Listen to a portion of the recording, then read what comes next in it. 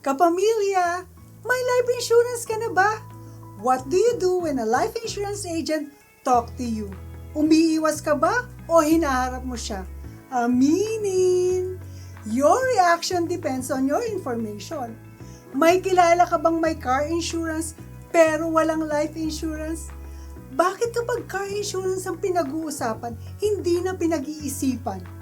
Di ba pag bumili ka ng kotse at wala pang car insurance, di ba hindi ito pwedeng ibiyahe? Ikaw, naiisip mo ba na kapag wala kang life insurance, hindi ka rin dapat bumiyahe? Serious car accident may happen when you are on the road, but death may happen even when we are not on the road. Isang sama lang ng loob sa loob ng bahay ay maaaring bumawi ng buhay.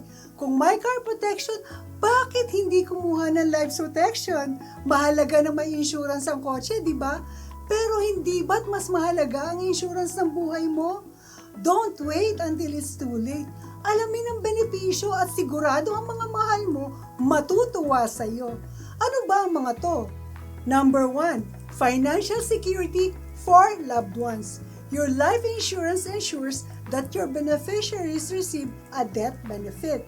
Hindi natin maiiwasan ang kamatayan, kaya bigyan ng pamilya ng kapayapaan. Number 2, debt repayment.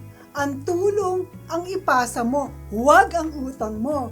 Magpamana para makatulong sa kinabukasan ng pamilya at hindi utang na magpapahirap sa kanila.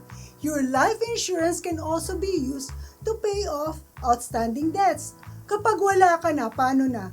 Kung ang kotse mo ay may insurance, di ba dapat mas mahalaga ang insurance ng buhay mo? Kaya ano pang hinihintay mo?